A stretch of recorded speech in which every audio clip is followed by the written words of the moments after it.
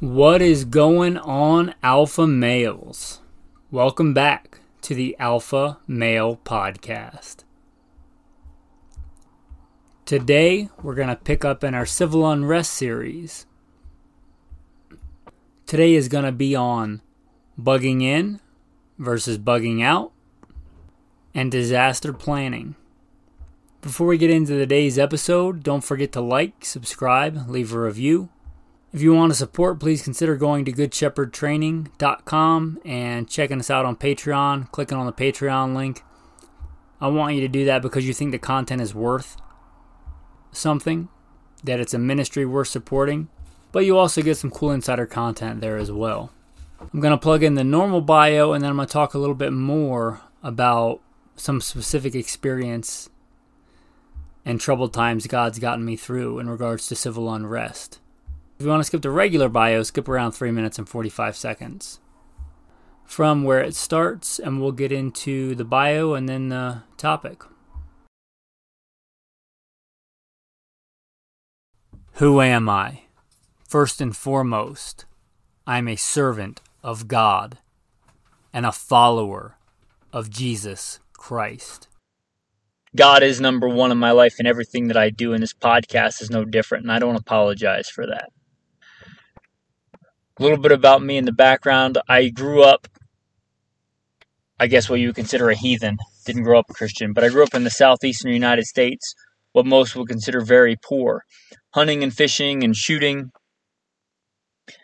Joined the Marine Corps at 17, did a couple of combat tours in Iraq. After my combat tours in Iraq, I was an urban warfare instructor for the United States Marine Corps under Mojave Viper. I also served in law enforcement for several years in LAPD. I worked patrol assignments and more specialized assignments, where by God's grace, He got me through some nasty places in this world of war zones and some of the nastiest streets in the country. Not because I am better, because God chose to have mercy on me and had a purpose for me, and I'm thankful for that. After my time in law enforcement, I was a private contractor for federal government, for a 3-letter government agency I won't specify, doing private contracting work. I'm very much involved in guns and gunfighting. I also served in the U.S. Army, both full-time and part-time National Guard. I should say my primary MOS is in both branches of the military or infantry, as of one sort or another. Specialized infantry in the Marine Corps and an MOS that no longer exists.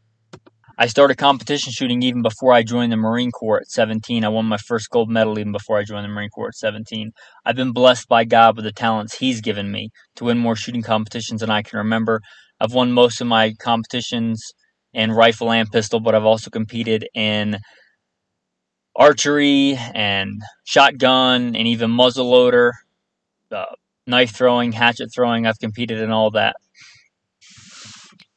I've also been a professional big game hunter and guide. Like I said, I grew up hunting and fishing and shooting. I've done it to put meat on the table because I like to put food on the table with the talents God's given me. I don't apologize for that. I've done it as a professional hunter and guide. I've slain all manner of beast and guided for all manner of beast. Bear and wolf and elk and deer, mule deer, whitetail deer. I've slain ram and fallow deer and countless animals, and I don't apologize for that either. FBI certified, firearms instructor, NRA, and a bunch of other 3-letter government agency certifications. Blessed be the Lord my rock, who trains my hands for war and my fingers for battle. Psalm 144. I've been blessed to be the commander of a tactical team, an SRT, special response team, in a large metropolitan area, where our primary job was to stop active shooters. But again, first and foremost, I'm a servant of God, called by God to share the good news, preacher, a fisher of men. With that, we will roll into the day's topic.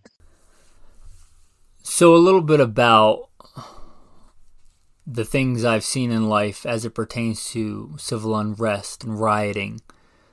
So I joined the Marine Corps at 17, and that was way back in 2001. This was before we went to war. This was pre-9/11. And I was in Kuwait waiting to cross the line, waiting to cross the border into Iraq. We had not yet invaded Iraq. We had not yet declared war. But we knew it was coming. We were sitting in our tents on the Kuwait border of Iraq. I had obviously already been through boot camp and basic training. And to my unit, it shipped out. We all knew war was on the horizon, but we didn't know exactly when. And I don't have a way to prove this, and I'm not going to go back and try and substantiate it now, but we were told, and I have no reason to doubt, that we were, if not the first unit, one of the very first units to cross the border into Iraq. And I was infantry, and I saw things that only a Marine Corps infantryman in war would see. I got to see some unbelievably awesome and horrible things. One thing I got to see was I was in Baghdad, and I was a specialized infantry, and I was attached to, let's just call it, a very special unit. And we were in Baghdad covertly before we destroyed it. So I got the very, let's say, unique perspective. I was blessed to see Baghdad as a functioning major metropolitan city, much as you would see in New York or LA or London or Tokyo. Now, culturally, those places are very different, but they all have things in common, and they are a functioning society and culture in a large metropolitan area. They had electricity, they had running water, they had culture. The neighbors in our safe house, next to our safe house, were British. From what I understand, there was a pretty well thriving Christian community and Jewish community before we went in there. It was a large metropolitan city. It was a big, big city with a large population. I just looked up, and this is one source, but it says the population was over 5 million in Baghdad pre-invasion. And I got to see that city as the units came in, as we invaded it, as we bombed it. I got to see beautiful marble floors destroyed under several tons of tank and war machine. I got to see a functioning society with happy people walking down the street and kids playing. 2 packs of ruling factions, call them what you want, tribes, radical Islamic extremists, fighting in the street, shooting in the street. A society where once cops and police cars meant order, to having no idea what side they were on, whether they brought peace or chaos. The sound of gunfire in the streets and buildings literally being bombed and crumbling. The loss of utilities, the loss of things like power and clean running water. And sadly, fields of bodies just laying there in the sun. And it didn't take very long. Got to see that perspective that most other soldiers and Marines that came after me did not get to see, because it was always a war-torn place when they came. They had never seen it as it was before, much like any modern city in America and Europe would be. They didn't get to see it descend. They didn't get to see the breakdown. How quick it was, how violent it was, how unpredictable it was for the people that lived there. But I'm blessed that God got me through that safely, and that I can share that with you today, and then we can talk about it and learn from it and glean from it, and that you hopefully never have to see anything that horrible. Also, went to work for LAPD, and as you might imagine, we had our share of rioting and protests, and I would call them more, especially after the Iraq incidents, especially after the war, I would call them more of civil disobedience and protests. There's some violence, yes, We obviously trained for civil unrest and rioting. We obviously got deployed to civil unrest and what I would call more not so peaceful protests. Also dealt with this both in training and getting ready for when I was a private contractor. And I was the commander of a tactical team when the large metropolitan area we protected got shut down for COVID. And I got to see on American soil just a light sprinkling of civil unrest and got to see quite a high spike in violent crime during that time. People getting desperate, people protesting because of things going on in other cities. In Minneapolis, which is not where I was, which is quite a far ways away, there was some, let's just call it racial tension, and some of the people that served under me, in fact, one of the members that served me on that tactical team, one of their family members was killed in let's call it a protest gone wrong with police. One of the family members of one of the men was killed, shot and killed. I got to see quite a bit of violence here on American soil. And again, it's alarming how quickly a city can change. Normal every day to chaos. So there's a few things that God has gotten me through. And with that experience, I'd like to share with you some lessons learned, some things that we can learn. Some of those lessons involve bugging in and bugging out. No, I have done both. If you listen recently, you know that I did a bug out actual. You can listen to that episode if you want, but I actually had to bug out. I hope that you guys listening don't ever face disaster or civil unrest or any kind of large-scale chaos. But I don't think I have to convince anybody listening that the likelihoods of that in recent years have gone up drastically. I don't think anybody listening with a rational mind would think that the world is becoming a safer, more secure, less chaotic place for a myriad of reasons. Number one, people turning away from God and doing whatever they want. Sin, people knowing what God wants them to do, but them doing whatever they want to do. That manifests itself in all manner of ways. Political strife, socioeconomic struggle, crashing economies, supply chain disruptions, shortages, famine, and war. Whatever the case may be, there are times for bugging in and bugging out. What I want to stress to you is that you don't just pick one. You don't just pick bugging in versus bugging out. It's situational. It's not like, oh, when the peanut butter and chocolate hits the fan, I'm just going to bug in, or I'm just going to bug out. It's not a one-size-fits-all thing. You have to plan for both. Now, as I said, I just bugged out. We just lived through the tunnel fire here. Now, I don't know anybody that would be able to tell the exact amount, but several sources I saw said 20,000 acres burned. And more than one quote that I saw said 109 structures burned. Now, not all of those were houses. Some of those were barns and stables and things. But there were definitely a few houses that burned down. Now, what if those families had said, you know what, kids, gather around. Our plan is to bug in. We're just going to bug in and hunker down. Well, they'd have burned to death. That's what would have happened if they were like, oh yeah, we're just a straight bug in. Our plan is just to always bug in. They probably would have changed their mind when they find it hard to breathe. If they would have been able to get out then, maybe it would have been too late. That's a real world example that by God's grace, He just got us through. We bugged out. Like again, what if those families had just been like, you know what, kids, all our stuff's here. We're just going to bug in. It wouldn't have turned out so hot.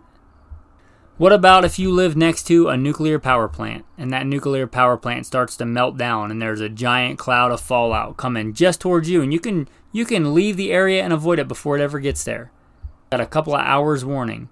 Are you just like, oh, we're always bugging in. That's our plan. We bug in. And you're just going to live in a Chernobyl fallout zone for the next couple thousand years? And those are very clear examples. You can't always bug in and you can't always bug out. On the flip side, what if there is a large-scale nuclear war and you're, let's say, on the East Coast, the Northeast, and pretty much every major city has been nuked and there's nuclear fallout everywhere? Well, we did a whole show on nuclear radiation. Your best bet then is to bug in. You don't want to be outside in the fallout. If you can stay bugged in for a couple of weeks, it greatly reduces the amount of fallout that you're going to be exposed to. So bugging in, you can't just be like, oh, I'm going to bug out. You can't always bug out. You're going to bug out into a forest with your bug out bag covered in nuclear fallout. You can't eat anything out there and you can't drink any water out there or anything like that. So it's one of the things that irks me about the prepper community. Like, oh, I'm always going to do this or I'm always going to do that.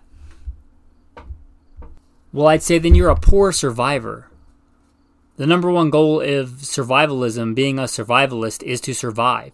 And if one of those options greatly increases your chances of survival, then that's the best option. And it's different, situationally dependent. What if there's an invading army pushing through whatever territory you're in with platoon elements of men, heavily armed, going house to house, raiding? You know they're coming. You know it days in advance. They're slowly marching from city to city, town to town. You're just going to stay in your house and stand on your roof of the AR-15? What do you think's going to happen to your family and your loved ones? They come there and they take you out and do who knows what with your family and plunder your goods. You think that can't happen? Well, it did happen. It happened right here in America. You think that the Northern Union Army was always good and just and doing the right thing? Look into Sherman's March and the Northern aggression and what they did to homes and communities and cities in the South. So it has already happened here before. So it's situational, and some places are much better to bug in than others. Let's say, let me pick like the worst place. Let's say you live in downtown Manhattan and you have time. You're much more likely in most common scenarios to want to bug out. If you live in rural Julietta, Idaho, which is a beautiful little small town tucked away in the mountains with water and crops and elk and deer and very low population density, not near any major cities, you're much more likely to bug in. But you still might have to bug out. Again, what if they have a wildfire? Or likewise in Manhattan, what if it's too late and all the roads are choked? One thing I'll say about my experience and knowledge of mass chaos, civil unrest, is things escalate quickly.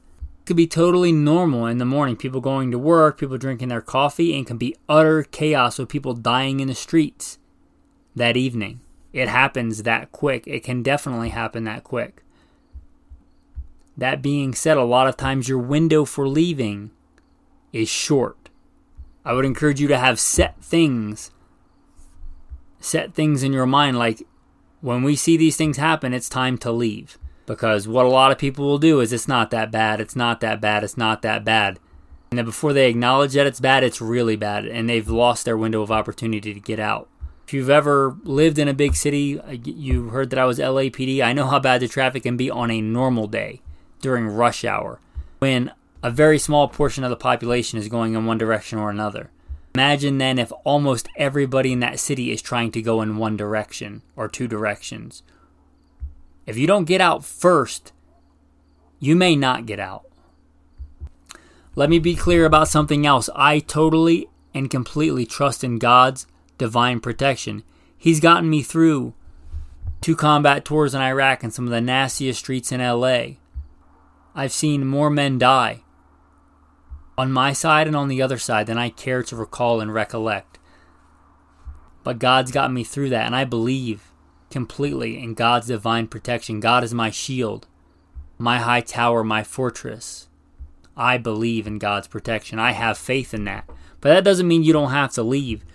How many times in the Bible does God call his people to leave somewhere, to flee somewhere, to bug out? Well, just off the top of my head before recording this podcast, Abraham was called to leave the land of his fathers and go somewhere he'd never been and didn't know.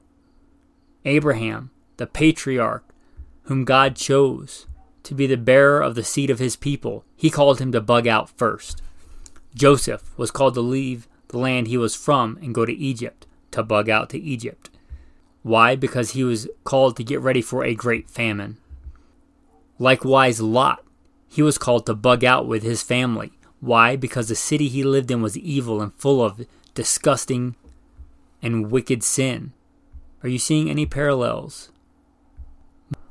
Moses bugged out once by himself into the wilderness, and then God called him back to do perhaps the greatest bug out in history, the great Exodus. God called all his people to bug out, to leave, go where they were from. They had been for hundreds of years, to leave and go somewhere else.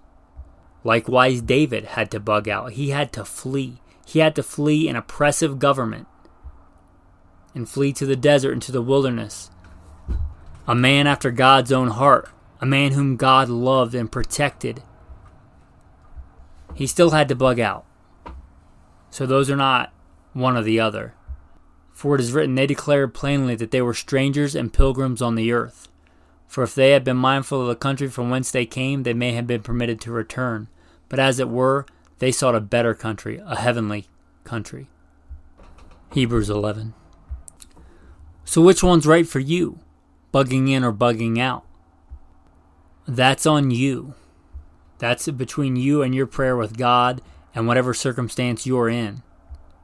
Again, when society, cities descend into chaos, nations even, it can happen quickly.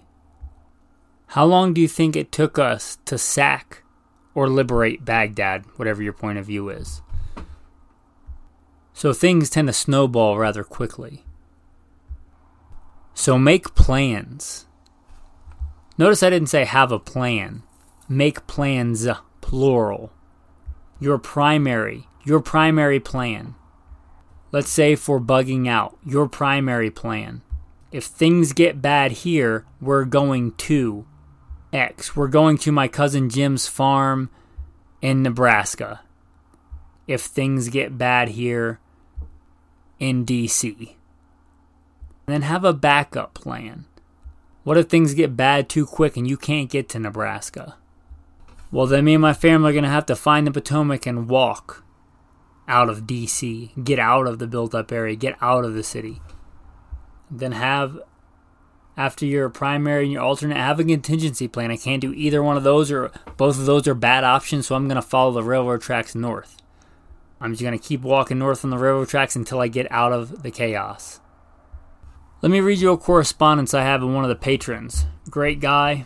Say who he is, but he said I could share the information. He doesn't live there any longer, and what I shared back to him. This is a small part of what you get, what you can get if you choose to, if you join Patreon, to be part of a virtual community, a virtual tribe. Let's call him Patron X. It says, I used to work in a close-in suburb of Washington, D.C., and I lived in Woodbridge. After 9/11, I started to look at just how vulnerable D.C. region is. There are several bodies of water that make transportation difficult. For instance, the Occoquan River has only 4 bridges between the Potomac and Manassas. One of those bridges is a 2-lane road well to the west. Accessing that bridge would be a nightmare of twisty 2-lane roads that would get gridlocked within minutes of an emergency. The other 3 are within a few hundred yards of each other. That means the entire north-south corridor would be severely interrupted by cutting off those 3 bridges. That's an obvious national security issue, but it was also my individual issue because I worked on one side and lived on the other. Whether it was a terrorist attack or government quarantine, I needed to be able to evacuate that area. At the time, I had a truck with a toolbox. I carried a bug-out bag that was well thought out and set up specifically for an evac of my house where I would make other plans and arrangements. The problem was the river. I figured I'd be able to drive at least part of the way because the plan was to head west rather than south like everybody else. I knew that at some point I'd have to abandon the truck. I had the predictable stuff like boots, rain gear, fire starting stuff, water, so whatever kind of bars I don't know about, paracord, and the rest. There are 2 additional items that are not normal. I carried a set of bolt cutters and a plug to a rowboat. There is a state park on the north side of the Occoquan River. They rent boats. I had rented them before and had seen that they are all secured by a cable. When you remove one, they handed you the plug. They kept them unplugged so they didn't get stolen. My bug-out plan was to hike to the park, cut locks off the cable, and borrow a rowboat to get across the river. My home at the time was less than a mile from the landing on the south side of the river. I have since moved, and this plan is irrelevant to my current situation. But as I use the story as an illustration of planning and creativity, how many people would have a boat plug in their bug-out bag? It was critical to my plan, and without it, I would be stuck in place where I didn't have what I needed. Now that, gentlemen, that is a plan. That is a well thought out plan. That's not like, oh, well, I guess if something bad happens, I'll just leave. That's a plan. That's a well thought out plan. And here's my response. Wow, that was very well thought out and shows you had an actual plan, not just I'm bugging out. That's great. I had a similar thing in Las Vegas. If things got real bad, wouldn't be long there without water. Stored a bit, but plan was to get to Lake Mead and walk up the Colorado River, foraging along the way. The more remote areas like Arizona and Grand Canyon, coincidentally where I live now, even scouted it out on off-road trails and dry creek beds and the Hummer and mini bug-out bag hikes with my friend. Part of that reconnoitering was fording the river with impromptu flotation devices, probably a dry bag or industrial strength trash bag, a good piece of bug-out kit, fill it with air and swim it. Those are actual plans and things that I had actually gone and scouted out again and reconnoitered, did recon on and done. That's an actual plan. It's not, oh, if things get bad, we'll just hop in the car, head on the freeway, and go out into the country. Now, plans may change. Again, I said have a primary, an alternate, and a contingency plan. But actual plans. Here's the good news. They don't generally cost anything.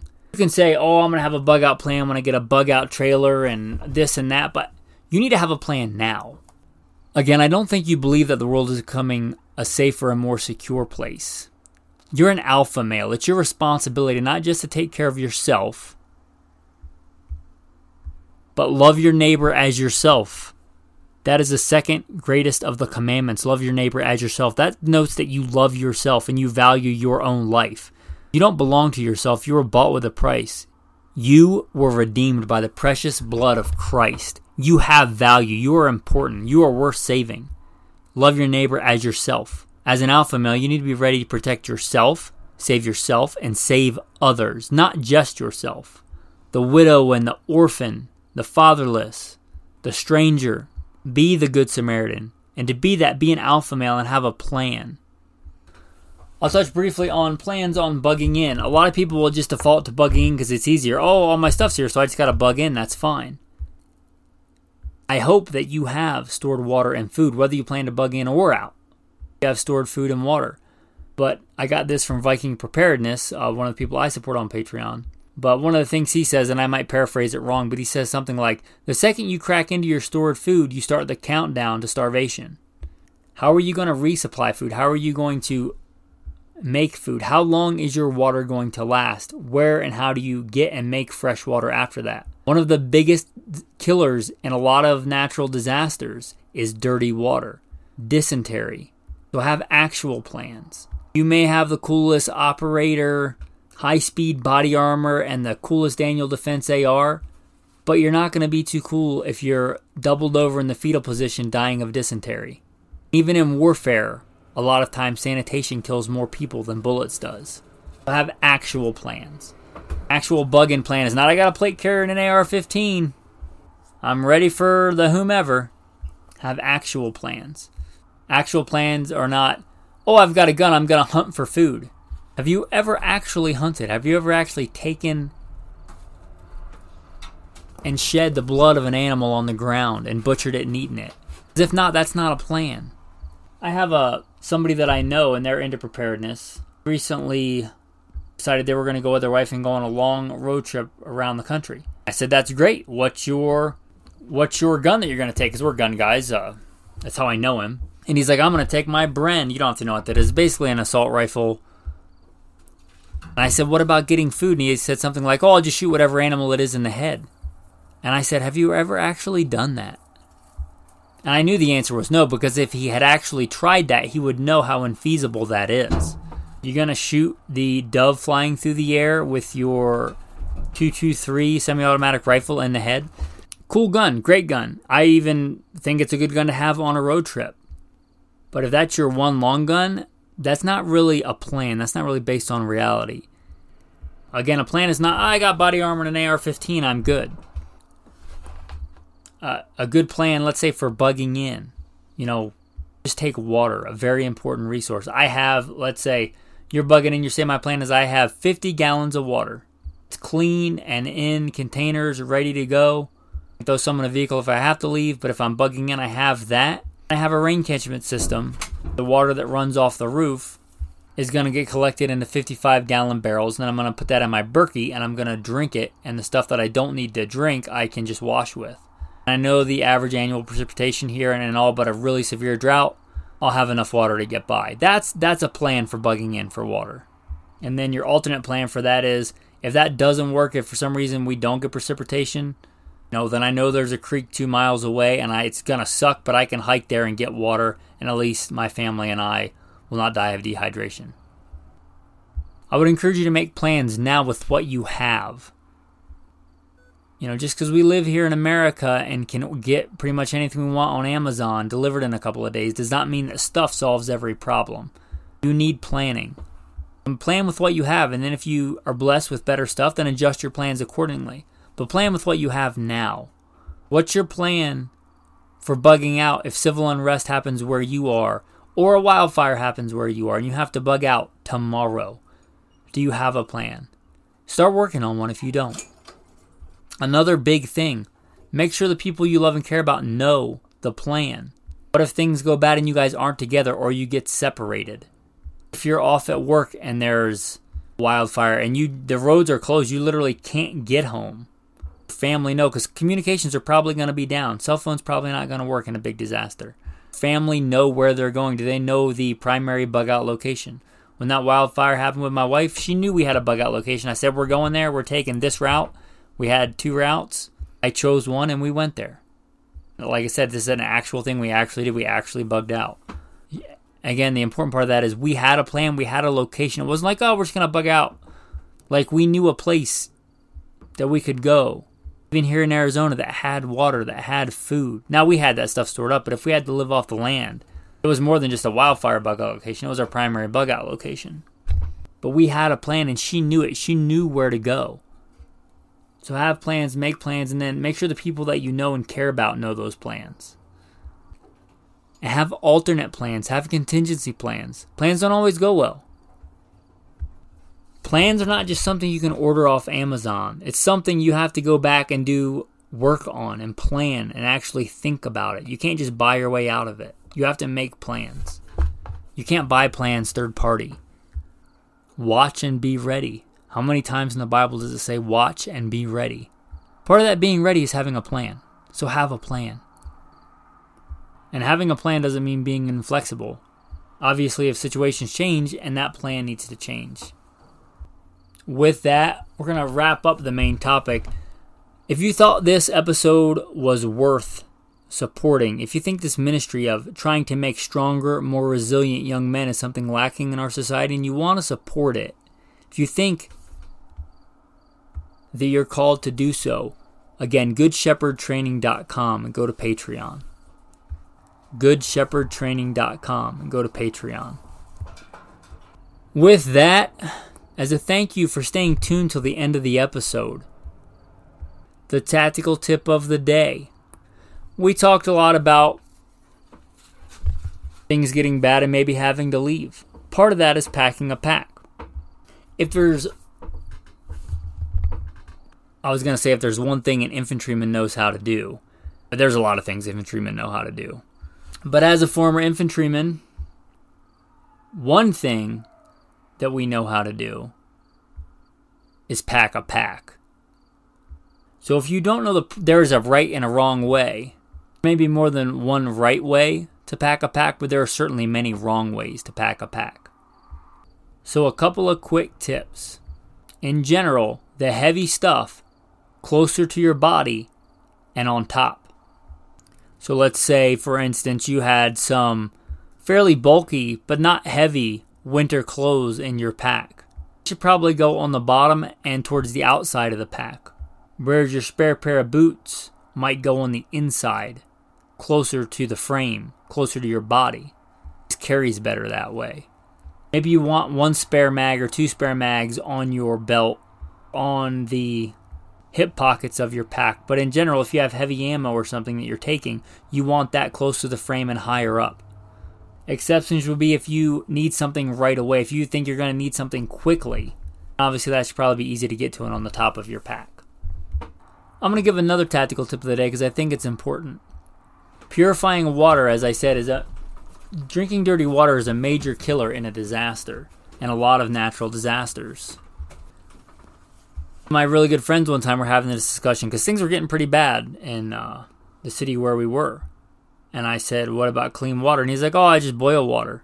And we lived in a city in the middle of the desert. And I was like, with what? Boiling water is a good option out in the forest where you have a bunch of wood and trees and dead sticks and whatever. But boiling massive amounts of water takes massive amounts of energy. That's like a full-time job, finding stuff. And what are you going to burn in the city to boil water? In an apartment and there's no water, there's no clean water, there's probably no gas or anything else. How are you going to boil that water? Again, that's not a plan. I'm going to boil water is not a plan. So a good way to get clean water is iodine. Look up the right ratio. I'm not a freaking doctor, but iodine cleans water. Iodine kills bad stuff in water. Iodine is also not bad for you in the right quantities. In fact, it's good for you in the right quantities. You get the little tablets or a dry hockey puck looking thing of it. You get just the liquid. Look into it for yourself, but iodine is a less labor-intensive way to clean water. In fact, you can buy usually iodine tablets at Walmart for cleaning water in the camping section. Don't have those in your kit whether you're bugging in or bugging out. I'd say that's probably one of the quintessential things you should have. Berkeys are good, Life Straws are good. Iodine is light and not expensive and can purify a lot of water. So you get 2 tactical tips of the day.